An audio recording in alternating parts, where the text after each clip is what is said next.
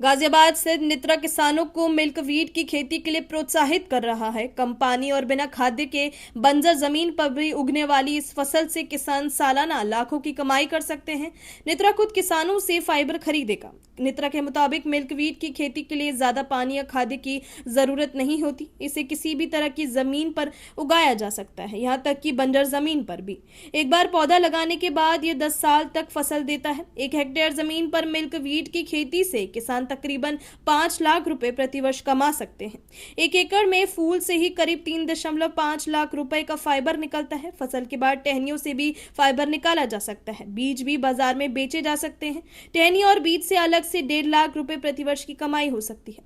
कपास की तुलना में मिल्क वीट की खेती से 3 गुना ज्यादा आय संभव है। मिल्क वीट का फाइबर टेक्सटाइल इंडस्ट्री में इस्तेमाल होता है। यह पर्यावरण के लिए अनुकूल और टिकाऊ है।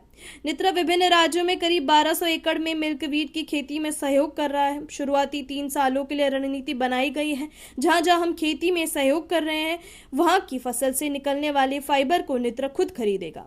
इसे आगे टेक्सटाइल मैन्युफैक्चरिंग इकाइयों को सप्लाई किया जाएगा। फिलहाल मिल्क वीट की खेती स्थापित हो रही है, इसलिए हम किसानों को पूरा सहयोग देंगे। नित्रा का उद्देश्य किसानों की आय बढ़ाना और टेक्सटाइल सेक्टर को सस्टेनेबल फाइबर उपलब्ध कराना है। मिल्क वीट से निकलने वाला फाइबर रेशम जैसा मुलायम और गर्म होता है। उसमें क्या है, ये मिनिस्ट्री ऑफ टेक्सटाइल्स के तरफ से एक स्कीम, एक तरह से प्रयास चल रहा है कि उन्होंने इसरो को इन्वॉल्व किया। इसमें इसरो का हेल्प ये मिलेगी कि वो ये आइडेंटिफाई करेगा कि कहाँ कहाँ पर हमारी वेस्ट लैंड अवेलेबल है। वो पूरा वेस्ट लैंड का हमारे को वो पूरा निकाल के देगा, जिसको वेस्ट लैंड को हम यूज़ करेंगे कि कैसे उस वेस्ट लैंड को कन्वर्ट किया जाए मिल्क वीट के लिए, स्पेशली कल्टीवेशन के लिए, क्योंकि वो तो वेस्ट पड़ी हुई है, बंजर ज़मीन है। उस बंजर ज़मीन का सही लोकेशन हमें इसरो के थ्रू मिलेगा, क्योंकि उनके सैटेलाइट्स और उस पर सारा कुछ उनका नियंत्रण होता है। तो उसके बेस पे वो सारा हमें इंफॉर्मेशन प्रोवाइड करेंगे। तो अभी तक किसी तरह का कोई इंफॉर्मेशन आपके साथ शेयर की गई है?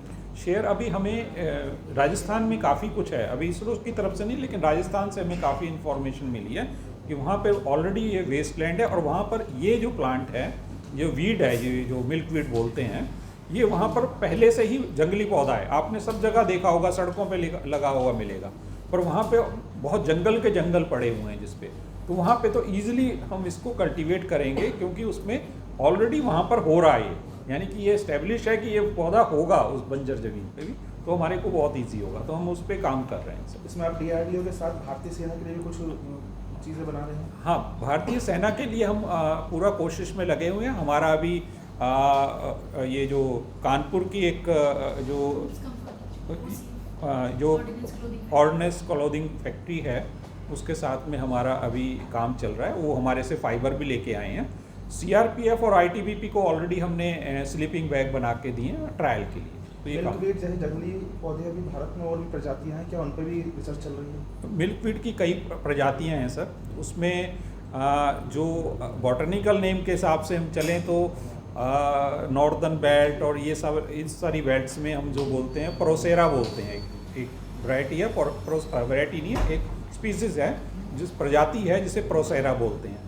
साउथ में जो है जायंटिया एक बोलते हैं, वो उसकी हाइट और भी बड़ी होती है, 6 फुट से भी ज़्यादा बड़ा प्लांट होता है। तो ये कई तरह की प्रजातियाँ हैं। जैसे आप बंगाल साइड में जाएं, वहाँ पे थोड़ा सा अलग मिले, कोई आपको पिंक कलर के फूल मिलेंगे, किसी में आपको वाइट कलर के फूल मिलेंगे। डिफरेंट टाइप्स की जो प्रजातियाँ हैं, हमने वैसे निट्रा में ये कई प्रजातियों पे काम किया है और उनके फाइबर एक्सट्रैक्ट किए हैं और उनकी क्वालिटी भी चेक की है कि किस तरह के फाइबर हैं। तो बहुत ज़्यादा डिफरेंस उसमें नहीं आता है प्रजाति में। अपनी राय हमें कमेंट बॉक्स में ज़रूर दें। ऐसे ही लेटेस्ट अपडेट्स के लिए हमारे चैनल रॉयल बुलेटिन को लाइक, शेयर और सब्सक्राइब करना ना भूलें।